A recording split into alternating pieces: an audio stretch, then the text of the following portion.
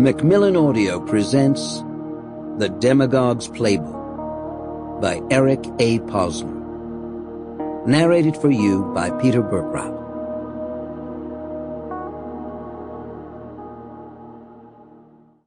Introduction.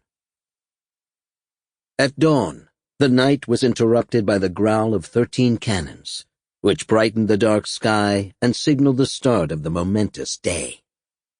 By late morning, enormous crowds filled the grounds of the capital. Though they came from all classes and walks of life, the people in this immense mass stood as one, as they waited with barely suppressed anticipation for the appearance of their new leader. They stood before the majestic facade of the Capitol, its design inspired by a Greek temple and the Roman Pantheon, which evoked the country's debt to the ancient inventors of democracy and constitutional law.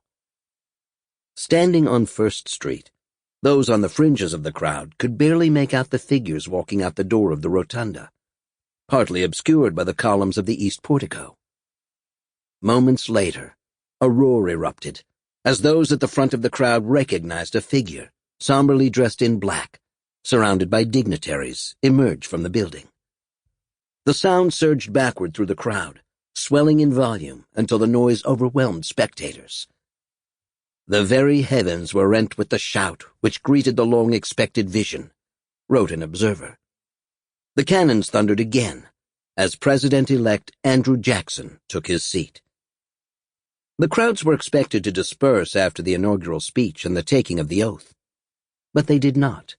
As Jackson rose to depart, well-wishers pressed through the barricades and eagerly pushed toward him from all directions. For a moment, he was engulfed by the jubilant, heaving crowd. His guards, flanked on either side, ushered a path for him out of the mob, and he took flight on a white steed down Pennsylvania Avenue. Word got around that a reception was being held at the White House, and soon huge streams of people were pouring toward it from every direction, enveloping the government buildings along the way, and then the White House itself. Those lucky enough to make it into the executive mansion pushed and shoved one another, many scrambling up on furniture in their muddy boots for a glimpse of the president, who was being pressed against the wall by a mass of supporters. Servants, day laborers, prostitutes, and pickpockets struggled with foreign ambassadors and society matrons for access to the cakes and refreshments.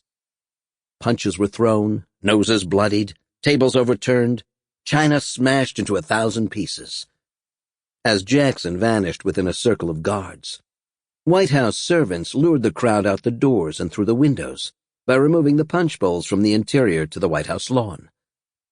One Margaret Smith, reflecting on what she had seen, observed that ladies and gentlemen only had been expected at this levee, not the people en masse. But it was the people's day, and the people's president, and the people would rule. God grant that one day or other, the people do not pull down all rule and rulers. The day after Donald Trump was elected president, I received a phone call from a reporter who asked me whether Trump would become a dictator. He then told me that, as far as he was concerned, this was a Warsaw Ghetto moment. I thought his reaction was extreme. While I didn't vote for Trump and didn't like him, I thought the reporter had lost all sense of proportion. The Warsaw Ghetto uprising against the Nazis in 1943 ended in the death of tens of thousands of Jews who were killed during the battle itself, or murdered in concentration camps to which they were transported.